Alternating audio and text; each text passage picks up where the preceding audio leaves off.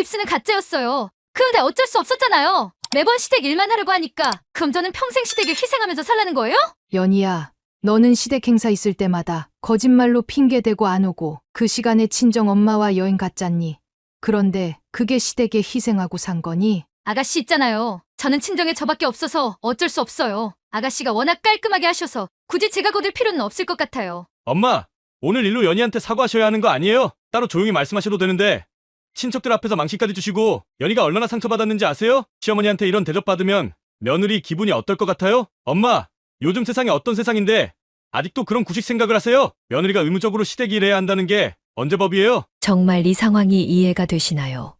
며느리가 시댁일 하기 싫어서 이런 일을 벌인다는 게요. 앞으로 이 가족은 어떻게 되는 걸까요? 궁금한 사연 들어보겠습니다. 사연 시작 전에 무료 구독 버튼 눌러주시고 좋아요, 알람 설정도 눌러주시면 올 한 해 집안에 큰 행운이 밀려들어올 거예요. 사연 들어보시고 어머니의 행동이 잘못됐다고 생각하신다면 댓글로 의견을 남겨주세요. 안녕하세요. 저는 올해 74살 이말자예요. 제 남편이 세상을 떠난 지 1년이 되어서 처음으로 제사를 지내게 되었어요. 그런데 이 제사를 준비하면서 정말 어이가 없는 일들이 연달아 일어났답니다. 제 며느리 조연희 얘기를 꼭 들려드리고 싶어요. 우리 며느리 연희는 정말 핑계의 달인이에요. 지난 10년 동안 우리 집안 행사라는 행사에는 한 번도 제대로 참석한 적이 없거든요. 명절이나 집안 행사가 있으면 아이가 열이 나서요. 학원 발표회가 겹쳤어요. 요즘 어깨가 너무 아파서요. 이런 식으로 빠져요. 친척 결혼식이나 장례식 같은 중요한 날에도 마찬가지예요. 애들이 어려서 봐줄 사람이 없어요. 남편이 출장 가서 혼자 못 가요. 이런 말만 반복하죠. 그런데 정말 기가 막힌 건 친정 행사에는 절대 빠지지 않는다는 거예요. 친정 어머니 생신, 친정 조카 돌잔치, 심지어 친정 먼 친척 결혼식까지도 다 참석해요. 그럴 때는 장녀라서 빠질 수가 없어요. 친정 어머니가 많이 아프셔서요. 하면서 말이죠. 똑같은 입으로 우리 집 일에는 온갖 핑계를 대면서요. 작년 추석 때가 제일 가관이었어요. 둘째가 독감에 걸려서 옮길까봐 걱정돼요. 하면서 안 왔는데 나중에 친척들한테 들어보니까 그날 친정에서 가족 여행을 갔더라고요. 제주도 호텔에서 찍은 사진을 SNS에 올렸다면서 친척이 보여주더라고요. 정말 기가 막혔어요. 독감에 걸린 아이랑 여행을 갔다니. 그럼 독감은 제주도 가는 길에 나았나요? 올해 제 생일 때도 그랬어요. 요즘 허리가 너무 안 좋아서 오래 앉아있기가 힘들어요. 하더니 바로 다음 주에 친정 조카 결혼식에는 밤늦게까지 있었어요. 허리는 조카 결혼식장에서 기적적으로 나았나 봐요. 반대로 우리 딸 은주는 정말 천사 같은 아이예요. 시댁에도 친정에도 똑같이 잘하거든요. 제 남편이 아팠을 때도 매일 병원에 같이 다녀주고 집안 모임에도 며느리보다 더 일찍 와서 음식 준비도 다 도와주고요. 은주 시어머니한테도 똑같이 잘한다고 칭찬을 많이 들어요. 사위도 정말 착해서 제 아들보다 더 나은 것 같을 때가 많아요. 제일 화가 났던 건 작년 제 남편 병세가 악화됐을 때예요. 병원에서 위급하다고 연락이 왔는데 딸 은주는 밤새 병원에서 지켜주고 사위도 회사 일 제쳐두고 달려왔어요. 그런데 며느리는 애들 학원 끝날 때까지 기다려야 해서요. 라고 하더니 결국 다음 날 오후에야 잠깐 얼굴만 비추고 갔어요. 시아버지가 위독한데 애들 학원이 더 중요하다는 거죠. 그런 며느리가 이번 제사에는 과연 어떤 핑계를 댈지 정말 궁금했어요. 벌써부터 뻔히 보이더라고요. 아이가 아파서요. 급한 일이 생겨서요. 이런 말들 말이에요. 그래서 이번에는 확실히 정리를 해야겠다고 마음먹었어요. 제사 당일 오후 3시쯤이었어요. 저는 딸 은주와 함께 제사 음식 준비를 거의 마무리하고 있었는데 현관문이 열리면서 며느리 연희가 나타났어요. 그런데 깜짝 놀란 건 연희의 오른팔에 새하얀 깁스가 되어 있었다는 거예요. 어머니, 죄송해요. 며칠 전에 계단에서 넘어져서 팔을 다쳤어요. 연희는 깁스한 팔을 과장되게 들어 보이면서 말했어요. 병원에서 절대 무리하지 말래서요. 그런데 시아버지 첫 제사니까 어떻게든 와야죠. 정말 연기 대상을 줘야 할 정도로 애처로운 표정을 지었어요. 속으로는 또 시작이구나 하고 생각했지만 제사 당일이니까 참았어요. 아이고, 그래도 왔구나. 그럼 조심스럽게 들어와서 앉아 있어. 제가 따뜻하게 말해줬는데도 연희는 거기서 끝나지 않았어요. 사실 어제까지도 올까 말까 고민했어요. 의사 선생님이 손목뼈에 금이 갔다면서 정말 조심하래서요. 깁스를 또 한 번 들어 보이면서 말이에요. 그런데 시아버지가 얼마나 저를 예뻐해 주셨는데 첫 제사를 빠질 수는 없잖아요. 정말 어이가 없었어요. 제 남편이 살아계실 때 연희가 얼마나 소홀했는지 저는 다 기억하고 있거든요. 남편이 입원했을 때도 한 번 제대로 문병 온 적이 없으면서 지금 와서 예뻐해 주셨다니요.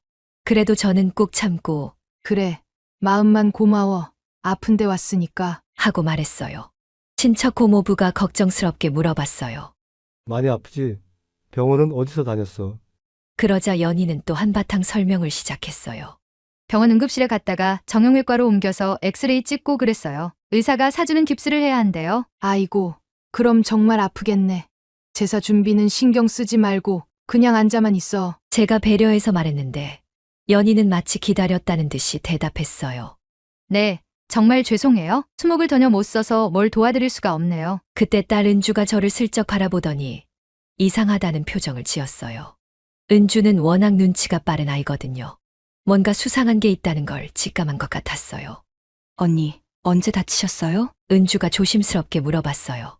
며칠 전이라고 하셨는데 정확히 언제요? 그게 화요일이었나?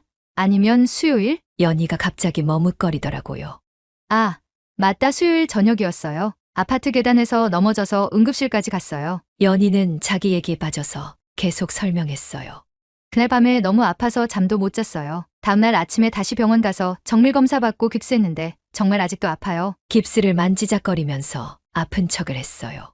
친척들도 모두 아이고 고생했네. 그래도 와줘서 고마워 하면서 위로해줬어요. 저도 며느리니까 그래, 아픈데 와줘서 고마워. 무리하지 말고 그냥 앉아만 있어. 그런데 은주의 표정이 점점 굳어졌어요.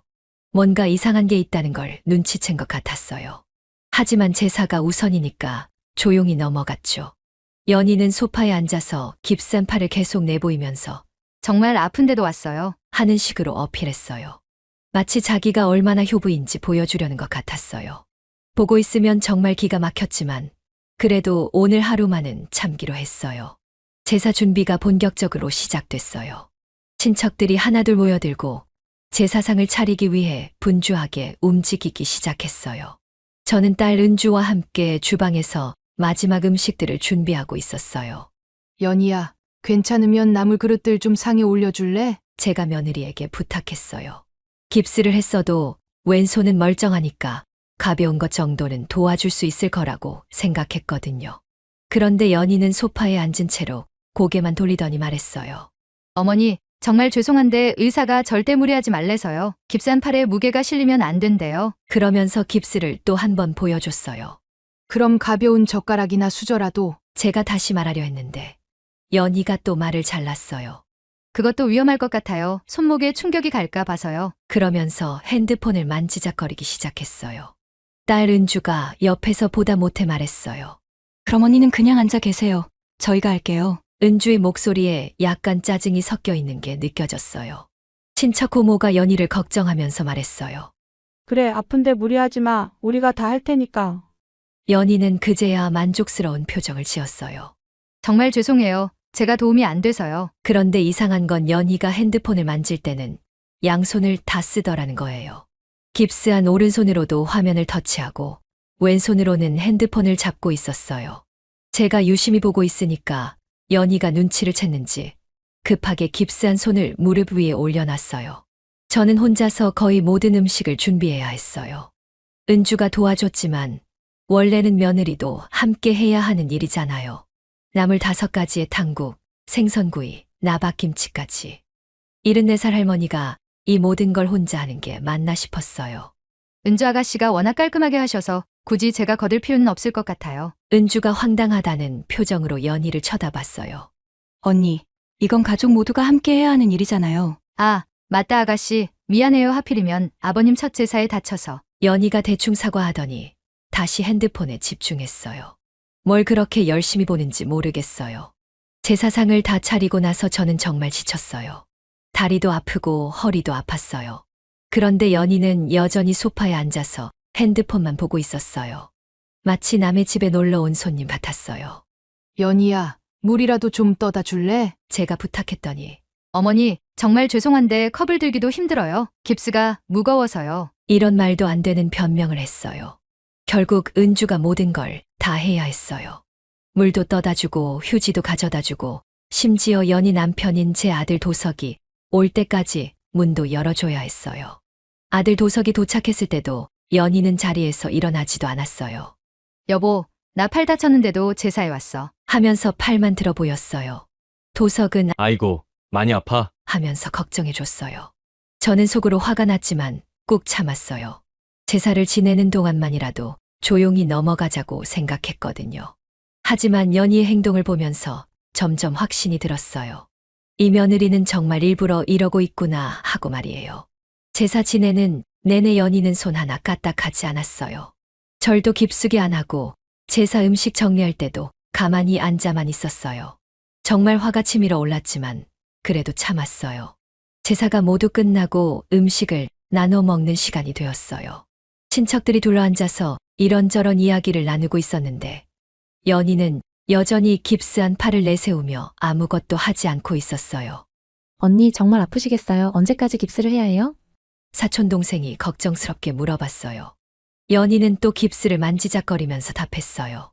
의사가 사주는 해야 한다고 했어요. 정말 불편해서 죽겠어요. 그때 딸 은주가 갑자기 이상한 질문을 했어요.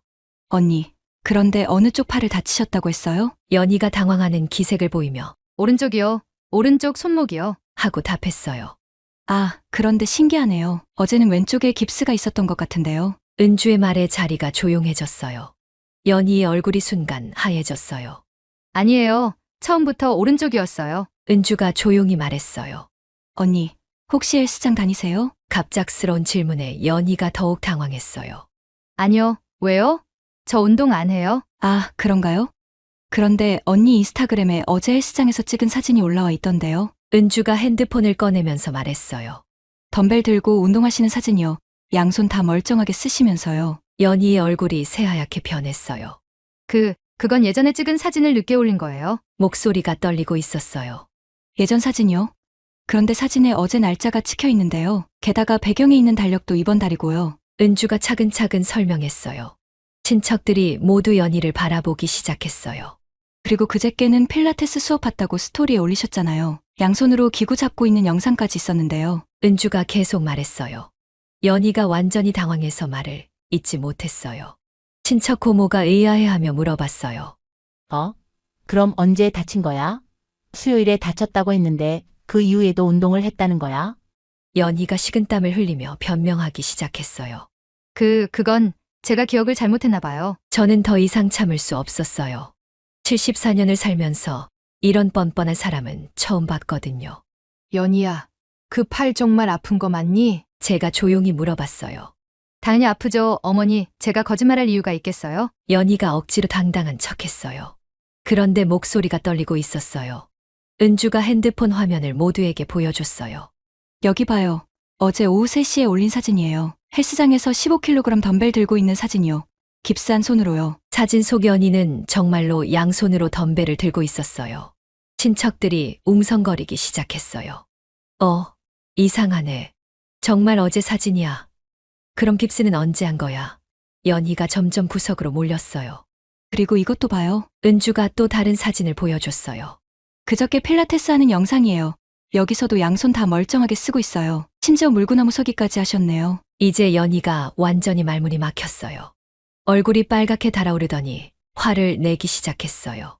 아니, 그게 뭐가 중요해요? 저도 사정이 있다고요. 그러면서 깁스한 팔을 휘두르는데 전혀 아픈 것 같지 않았어요. 저는 이제 확신했어요. 이 며느리가 완전히 저희를 바보로 여기고 있다는 걸 말이에요. 저는 더 이상 참을 수 없었어요.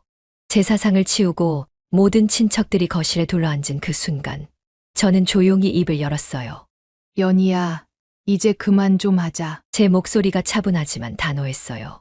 거실이 순식간에 조용해졌어요. 모두가 저를 쳐다봤어요. 어머니, 무슨 말씀이세요? 연희가 당황하면서도 억지로 모른 척했어요. 여전히 깁스한 팔을 보호하는 척하면서 말이에요. 팔에 깁스하고 오면 다 속아줄 줄 알았지? 제가 천천히 말했어요. 며칠 전에 다쳤다면서 헬스장에서 덤벨 들고 운동을 한다고? 그때 제 아들 도석이 갑자기 끼어들었어요. 어머니, 뭔 소리예요? 연희가 정말 다쳤다고 했잖아요. 왜 의심하세요? 목소리에 짜증이 섞여 있었어요. 도서가 너도 봤잖아. 은주가 사진까지 보여줬는데. 제가 말하려 했는데 도석이 말을 잘랐어요. 에이, 그런 사진이 뭐가 중요해요? 사람이 다쳤다는데 의심부터 하면 어떻게 해요? 도석이 연희를 감싸며 말했어요. 연희야, 괜찮지? 어머니가 오해하신 거야. 연희가 눈물까지 글썽이며 말했어요. 여보, 정말 억울해요. 아픈데 거짓말쟁이 취급당하니까. 목소리를 떨면서 연기를 했어요. 친척 삼촌이 의아해하며 말했어요. 그런데 도서가 은주가 보여준 사진은 뭐야? 어제 날짜로 되어 있던데. 하지만 도석은 듣지 않았어요. 삼촌, 그런 건 뭐 얼마든지 조작할 수 있잖아요. 요즘 기술이 얼마나 좋은데요. 도석이 말도 안 되는 소리를 했어요. 은주가 사진을 조작했다는 거예요. 은주가 어이없어 하며 말했어요. 오빠, 제가 왜 사진을 조작해요? 이거 연희 언니 인스타그램에서 그대로 캡처한 건데요. 핸드폰을 다시 보여주면서 말이에요. 그거야 뭐 실수로 늦게 올린 걸 수도 있고. 도석이 계속 변명했어요. 어쨌든 연희가 아프다는데 왜 자꾸 의심해요? 제가 정말 화가 났어요. 도서가 너 눈 있지? 내 아내가 깁산 팔로 아까 얼마나 세게 휘둘렀는데. 하지만 도석은 여전히 연희 편이었어요. 어머니가 너무 몰아붙이시니까 놀라서 그런 거죠. 아픈 사람이 놀라면 그럴 수도 있어요. 정말 어이가 없었어요. 이런 말도 안 되는 변명까지 하면서 아내를 감쌌어요. 이 집안은 내 연극 무대가 아니야. 제가 연희를 향해 단호하게 말했어요. 10년 동안 온갖 핑계로 빠지더니 이번에는 아예 깁스까지 가짜로 해서 왔구나. 어머니, 도석이 소리쳤어요. 연희가 가짜로 깁스를 했다는 증거가 있어요. 그냥 추측으로 그런 말씀하시면 안 되죠. 친척들이 모두 도석을 이상하게 쳐다봤어요. 아들이 어머니한테 소리를 지르면서 며느리를 감싸고 있는 모습이 정말 가관이었거든요. 연희가 도석 뒤에 숨으면서 말했어요. 저도 사정이 있어요. 애들 키우기도 힘들고 몸도 안 좋고. 하지만 아무도 동정하지 않았어요. 사정. 제가 비웃으며 말했어요. 친정 행사에는 사정이 없더니 친정 독화 돌잔치에는 새벽부터 가서 밤늦게까지 있으면서. 도석이 또 끼어들었어요. 그거야 뭐 친정도 중요하잖아요. 장녀니까 어쩔 수 없는 거죠. 정말 기가 막혔어요. 친정은 중요하고 시댁은 안 중요하다는 거였어요. 도서가 너 지금 뭔 소리 하는 거야? 제가 아들을 노려봤어요. 내 아내가 10년 동안 우리 집안 행사를 우롱했는데 너는 그게 당연하다는 거야? 어머니가 너무 심하게 말씀하시니까 그렇게 들리는 거예요. 도석이 여전히 못 알아들었어요. 연희도 나름대로 노력했어요. 친척들이 모두 한숨을 쉬며 고개를 저었어요. 아들이 이 정도로 철이 없을 줄은 몰랐나 봐요. 저도 이제 확실히 알았어요. 이 아들은 절대 변하지 않을 거라는 걸 말이에요. 그날 저녁 친척들이 모두 돌아간 후 집에는 저와 아들 도석, 며느리 연희, 그리고 딸 은주와 사위만 남았어요. 어색한 침묵이 흘렀는데 저는 이제 정말 중요한 이야기를 해야겠다고 마음먹었어요. 도서가 연희야. 잠깐 앉아봐. 할 말이 있어. 제가 소파에 앉으면서 말했어요. 도석은 여전히 불만스러운 표정이었고 연희는 깁스한 팔을 감싸 안고 있었어요. 어머니, 오늘 일로 연희한테 사과하셔야 하는 거 아니에요? 도석이 갑자기 말했어요. 아픈 사람을 거짓말쟁이 취급하시고 친척들 앞에서 망신까지 주시고. 정말 기가 막혔어요. 사과를 하라고요. 도서가 지금 뭔 소리 하는 거야? 제가 놀라서 물어봤어요. 연희가 얼마나 상처받았는지 아세요? 시어머니한테 이런 대접받으면 며느리 기분이 어떨 것 같아요? 도석이 목소리를 높였어요. 그냥 아프다는데 왜 자꾸 의심하셨어요? 연희가 옆에서 눈물을 훔치면서 말했어요. 어머니, 저도 열심히 살려고 노력하는데 이렇게 몰아붙이시면 너무 힘들어요. 아직도 피해자 코스프레를 하고 있었어요. 노력! 제가 어이없어 하며 말했어요. 작년 추석 때 둘째가 독감 걸렸다고 안 오더니 바로 그날 제주도 여행 갔던 게 노력이야? 도석이 당황하며 말했어요. 그건 미리 예약해 놓은 거였어요. 취소하면 돈 날리잖아요. 그럼 설날에는 뭐였어? 연희가 식중독 걸렸다고 안 오더니 SNS에 스키장 사진 올린 건 어떻게 설명할 거야? 제가 계속 추궁했어요. 연희가 변명하기 시작했어요. 그대는 좀 나아져서 애들이 너무 가고 싶어 해서. 애들이 가고 싶어 하면 식중독도 낫는구나. 제가 비꼬았어요. 그럼 올해 내 생일 때는 허리 디스크 때문에 못 온다고 하더니 바로 다음 주에 친정 엄마랑 부산 여행 간 건 뭐야? 도석이 또 끼어들었어요. 엄마, 그거야 뭐 장모님이 많이 아프시니까. 아프면 부산까지 여행을 가. 제가 소리쳤어요. 연인 허리가 아파서 우리 집 생신잔치는 못 오는데 친정 엄마랑은 KTX 타고 부산까지 갈 수 있다는 거야? 은주가 차분하게 말했어요. 오빠, 연희 언니가 SNS에 올린 사진들 다 봤어요. 부산 해운대에서 찍은 사진, 감천문화마을에서 찍은 사진, 허리 아픈 사람이 그렇게 돌아다닐 수 있어요? 연희가 갑자기 화를 내며 말했어요. 그러면 제가 평생 집에만 있어야 해요? 친정 엄마랑 여행 한 번 가는 것도 안 돼요? 여행 가는 건 문제 없어. 제가 단호하게 말했어요. 하지만 거짓말하는 게 문제야. 허리 아프다고 우리 집 행사는 빠지고 바로 여행 가면 그게 뭐야? 도석이 또 아내를 감쌌어요. 어머니도 너무하세요. 연희도 스트레스 받아서 여행이라도 가야 하는 거 아니에요? 스트레스. 제가 웃으며 말했어요. 그럼 나는 스트레스 안 받니? 74살 할머니가 혼자서 명절 차례 준비하고 생신 음식 준비하는 게 스트레스 아니야? 그거야 아가씨가 도와주잖아요. 연희가 당당하게 말했어요. 저 없어도 잘 되던데요. 정말 뻔뻔했어요. 은주가 도와주니까 자기는 안 해도 된다는 거였어요. 그럼 네 시어머니 모시는 건 은주 몫이고 너는 친정만 챙기면 되는 거야? 도석이 또 끼어들었어요.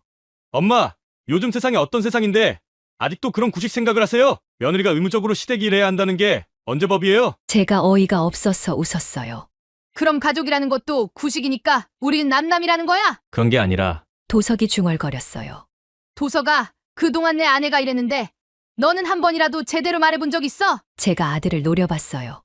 매번 이해해달라고만 하고 어머니한테 참으라고만 했잖아. 어머니가 워낙 엄하시니까. 도석이 변명했어요. 엄해! 제가 화가 났어요. 내가 며느리한테 뭘 요구했어? 명절 때 같이 음식 준비하고 생신 때 같이 밥 먹자는 게 엄한 거야? 연희가 갑자기 울먹이며 말했어요. 어머니가 저를 싫어하시잖아요. 뭘 해도 트지만 잡으시고. 트집.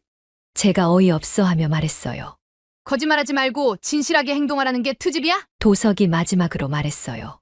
엄마, 그래도 가족인데 이렇게까지 하면 안 되죠? 연희도 나름대로 노력하고 있어요. 저는 다시 한번 확실히 알았어요. 이 아들은 절대 변하지 않을 거라는 걸 말이에요. 거실에 정적이 흘렀어요. 도석과 연희의 말을 다 들은 후 저는 마음을 정했어요. 이제 더 이상 참을 이유가 없었거든요. 들어봐, 나는 오늘 결정을 했어. 제가 차분하지만 단호하게 말했어요. 이 집과 예금, 보험금 모든 걸 은주와 사위에게만 물려줄 거야. 도석의 얼굴이 새하얗게 변했어요. 어머니, 갑자기 무슨 소리예요? 저는 아들인데요. 아들이면 뭐해? 제가 냉정하게 말했어요. 그동안 한 번이라도 제대로 된 아들, 며느리 노릇했어? 내 아내가 거짓말하고 우리를 속여도 계속 감싸기만 했잖아. 연희가 갑자기 눈물을 뚝뚝 흘리며 말했어요. 어머니, 그렇게까지 하시면 안 되죠. 저희도 가족인데. 가족. 제가 비웃었어요. 가족이 10년 동안 거짓말로 속이고 명절마다 온갖 핑계로 빠지고 오늘은 아예 깁스까지 가짜로 해서 와? 도석이 화를 내며 말했어요. 엄마, 그래도 법적으로 저한테도 상속권이 있어요. 이렇게 일방적으로 결정하시면 안 되죠. 법적으로는 내 몫이 있을지 몰라도 마음적으로는 이미 없어. 제가 단단히 말했어요. 아들 주면 며느리 손에 들어가는 거고 며느리 손에 들어가면 이 집안에는 눈곱만큼도 돌아오지 않을 거야. 정말 그럴 게 뻔했어요. 연희 성격에 제가 물려준 재산으로 친정만 더 잘해줄 거였거든요. 연희가 갑자기 당당해지면서 말했어요. 그럼 저희는 어떻게 살라고 하세요? 아이들 교육비도 많이 들고 집값도 올라서 이자도 못하는데. 그건 내가 알아서 해. 제가 차갑게 말했어요. 10년 동안 시댁 일은 안 하면서 살아왔으니까 앞으로도 그렇게 살면 되잖아. 엄마, 너무하시는 거 아니에요? 제가 아무리 잘못했어도 이건 아니죠? 너무해. 제가 어이없어 하며 말했어요. 그럼 내 아내가 지금까지 한 짓은 너무한 게 아니야? 거짓말하고 속이고 오늘은 깁스까지 가짜로 해서 온 게. 그건. 도석이 말을 잊지 못했어요. 여전히 연희가 정말 아프다고 생각하고 있는 것 같았어요. 은주야, 연희 인스타그램 보여줘봐. 도석은 연희의 인스타그램을 보면서 굳은 표정을 지었어요. 도서가 이제 알겠니? 제가 아들을 바라보며 말했어요. 내 아내가 어떤 사람인지, 너는 어떤 아들인지. 도석이 머리를 감싸주며 말했어요. 어머니, 그래도 한 번만 더 기회를. 기회? 제가 웃으며 말했어요. 10년 동안 몇 번의 기회를 줬는데 이제 그만해. 가족이면 똑같이 나눠주겠지. 근데 내가 만든 가족은 나를 제외한 가족이었잖니. 도석이 말문이 막혔어요. 정말 그랬거든요. 연희와 아이들만이 도석의 가족이었고 저는 그냥 돈 주는 사람이었어요. 그러니까 미안하지만 도서가 너도 뺄 거야. 제 말에 도석이 완전히 절망했어요. 그로부터 일주일이 지났어요. 도석과 연희는 그 이후로 한 번도 연락하지 않았어요. 아마 화가 많이 났나 봐요. 하지만 저는 전혀 후회하지 않았어요. 오히려 속이 시원했죠. 어제 은주가 아이들과 함께 저를 찾아왔어요. 사위도 함께 왔는데 걱정스러운 표정이었어요. 엄마, 괜찮으세요? 오빠랑 연희 언니가 너무 화내서 나갔던데. 은주가 걱정스럽게 물어봤어요. 괜찮다. 괜찮아. 제가 웃으며 말했어요. 오히려 이제야 마음이 편해졌어. 그날 저녁 저는 은주를 따로 불러서 통장 하나를 내밀었어요. 은주야, 이거 내가 가져. 엄마, 이게 뭐예요? 은주가 통장을 받아들며 물어봤어요. 내 아버지가 평생 모은 돈이야. 엄마 노후 자금은 따로 마련해뒀어. 내가 해준 고마움에 비하면 적지만 마음을 준 사람에게 마음을 돌려주는 거다. 제가 따뜻하게 말했어요. 은주의 눈에 눈물이 글썽였어요. 엄마, 이렇게까지 하실 필요 없어요. 저는 그냥 당연한 일을 한 거예요. 당연한 일. 제가 은주의 손을 잡았어요. 10년 동안 명절마다 와서 음식 준비하고 아버지 병원 모실 때마다 같이 다녀주고 내 생일 때마다 챙겨준 게 얼마나 고마운 일이니? 그리고 이것도 제가 집 등기부등본을 꺼내서 보여줬어요. 이 집도 내 명의로 바꾸게 해놨어. 내가 죽으면 내 거야. 엄마, 은주가 깜짝 놀라서 말했어요. 이건 너무 과한 것 같아요. 오빠도 있는데. 그때 갑자기 현관문이 벌컥 열리면서 도석과 연희가 함께 들어왔어요. 연희의 팔에는 깁스가 없었어요. 깨끗하게 풀고 온 거였죠. 엄마, 정말 집까지 은주 명의로 바꾸신 거예요? 도석이 떨리는 목소리로 물어봤어요. 그래, 바꿨어. 제가 당당하게 말했어요. 왜? 연희가 갑자기 소리쳤어요. 어머니, 이건 너무하잖아요. 저희도 가족인데. 가족, 제가 연희의 팔을 가리키며 말했어요. 그 깁스는 어디 갔어? 사주는 해야 한다고 했는데. 연희가 당황하며 팔을 감췄어요. 그건 빨리 나아서. 일주일 만에 제가 비웃었어요. 손목뼈에 금이 갔다더니 일주일 만에 기적적으로 나았구나. 은주가 차분하게 말했어요. 연희 언니, 이제 그만 인정하세요. 처음부터 가짜였잖아요. 연희가 갑자기 화를 내며 말했어요. 그래요, 가짜였어요. 그런데 어쩔 수 없었잖아요. 매번 시댁 일난하라고 하니까. 봐라. 제가 도석을 노려보며 말했어요.